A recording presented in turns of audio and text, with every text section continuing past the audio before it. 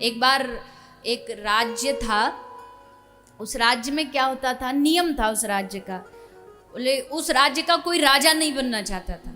क्यों नहीं बनना चाहता था? बोले उस राज्य में बड़ा खतरनाक नियम था, 1 साल तो तुम राजा बन जाओगे, 1 साल के बाद उस राज्य से बाहर नदी के पास एक टापू था, आइलैंड था, उस टापू पर जो राजा बनता था ना उसको छोड़ दिया जाता था।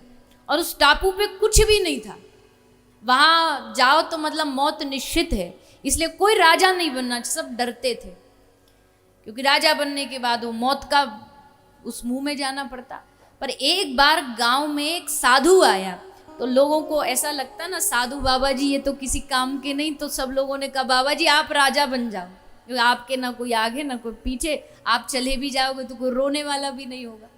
बाबा बोले मंजूर है। वो फकीर साधु राजा बन गया। और राजा बनकर के उस साधु ने क्या किया, 1 साल जो और राजा बनते थे वो क्या करते थे, मौज लेते थे, खाएंगे पिएंगे और घूमेंगे फिरेंगे, वो यही करते थे। और फिर 1 साल बाद जाकर के उस टापू पर फिर मौत के मुंह में। लेकिन इस साधु ने क्या किया, इस साधु ने 1 साल लगातार बिना कोई सुख भोगे उस 1 साल में उस टापू पर जाकर के पेड़ लगाए, सब्जियां लगाई, फल लगाए, नाज बोया, और धीरे धीरे उस टापू को इतना बढ़िया बना दिया कि वहां जाकर के भी जीवन चल सके। और 1 साल बाद जब अवधि पूरी हुई, आराम से हंसते हंसते बाबा जी टापू पे चले गए, खूब बढ़िया कुटिया में जाकर के रहते, खाना पीना सब उपलब्ध हो गया। अब ये टापू क्या है, ये टापू ये पृथ्वी है। भगवान ने सबको, किसी को 1 साल, किसी को 10 साल, किसी को 20 साल इस टापू इस राज्य में भेजा और कहा जी लो। अब कुछ जो अज्ञानी लोग होते हैं वो तो पूरे के पूरे 100 साल मौज मस्ती में निकाल देते हैं, इसके बाद क्या होना उस पर ध्यान नहीं देते, उसकी तैयारी नहीं करते। पर कोई जो सच्चा साधु व्यक्ति होता है, जो सच्चा बुद्धिमान व्यक्ति होता है, वो अब सुख भोगे न भोगे पर वो आगे की इतनी तैयारी कर लेता है कि उसका कल्याण निश्चित हो जाता है। भागवत जी आगे की तैयारी, आज की तो है ही है तैयारी, पर भागवत जी भविष्य की तैयारी, आगे की तैयारी है कि क्या आगे जा करके करना। अरे चंद 10 दिन के लिए भी तुम कहीं घूमने जाते हो ना तो कितना बढ़िया बैग पैक करते हैं, खाने को पीने को पहनने को घूमने को, ये वो सब चीज पैक करते हैं, कितनी तैयारी करते हैं यात्रा पे जाने के लिए। तो जो भगवदीय यात्रा है उस पर जाने के लिए भी तैयारी तो करनी पड़ेगी, बिना तैयारी के कैसे करोगे। बच्चे को एग्जाम देने जाना तो पढ़ाई तो करनी पड़ेगी, तैयारी तो करनी पड़ेगी। छुट्टियों में छुट्टी मिल गई तो छुट्टी ऐसे ही नहीं मिलती, महीना भर मौज लेने के लिए होमवर्क भी मिलता है, होमवर्क करना पड़ता है। होमवर्क नहीं करोगे तो वहां जाकर अगले दिन स्कूल में सबसे पीछे मुंह छुपा के बैठोगे।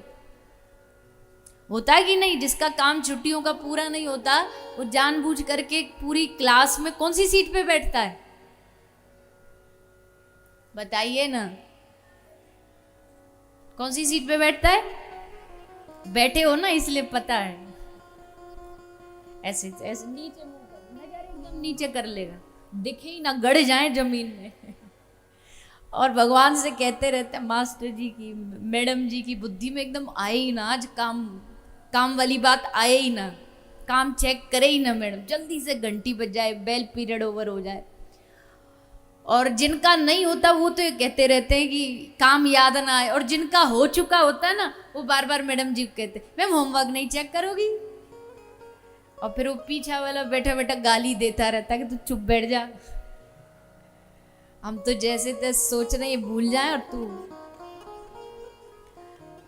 काम न पूरा होने वाला कभी किसी को मुंह नहीं दिखा सकता, छुपता घूमेगा, बचता घूमेगा। जीवन में भगवान के सामने वही मुंह छुपाएंगे जिनको पता है उन्होंने अपने जीवन को ऐसे व्यर्थ में गंवा दिया, उनके जीवन का कोई लक्ष्य नहीं था, उनके जीवन का कोई उद्देश्य नहीं था, क्या मुंह दिखाएंगे भगवान को जाकर के। इसलिए हमेशा एक चीज मन में बस याद रखिए, और कुछ याद रहे ना रहे, बस एक चीज मन में याद रखिए, मृत्यु के बाद क्या, मरने के बाद। ये बातें आज थोड़ी सी भारी भारी जरूर लग रही होंगी आपको कि मैं कौन, मृत्यु के बाद क्या, पर ये जीवन की सच्चाई है। मृत्यु जीवन की सच्चाई है। आज तक कोई इस धरती पर न अमर पैदा हुआ न होगा। सबकी टिकट कटेगी, सबको जाना पड़ेगा। जाने के बाद क्या? कुछ तो होगा, कुछ तो होगा जो खत्म इंसान, नाम खत्म, वो व्यक्ति, वो इंसान फिर दोबारा नहीं आने वाला। आएगा लेकिन नाम वो नहीं होगा, जगह वो नहीं होगी, सब कुछ बदल जाएगा। तो कहाँ जाता है जीव? मरने के बाद कोई तो जगह होगी जहां ये आत्मा जाती होगी। कौन है जो इस दुनिया को चला रहा है? ये टेंट है, इसके पीछे बनाने वाले हैं। ये लाइट है, इसके पीछे चलाने वाला है। ये माइक है, इसके पीछे ऑपरेटर है। ये कैमरा है, इसके पीछे काम करने वाला खड़ा है। तो इतनी बड़ी दुनिया थोड़ी ना अपने आप चल रही होगी, कोई तो होगा जो इस दुनिया को, इस सिस्टम को चला रहा है। सबका हिसाब किताब, कर्म ये होते, कर्म तुम्हारा ये बिगा, कौन हिसाब रखता है इस कर्मों का? कौन चलाता? बस उसको जान लेना है। और जिस दिन उसको जान लिया, वो कोई और नहीं है, वो कहीं हमसे दूर नहीं है। वो भगवान, वो ईश्वर, वो परमात्मा कहीं दूर नहीं है।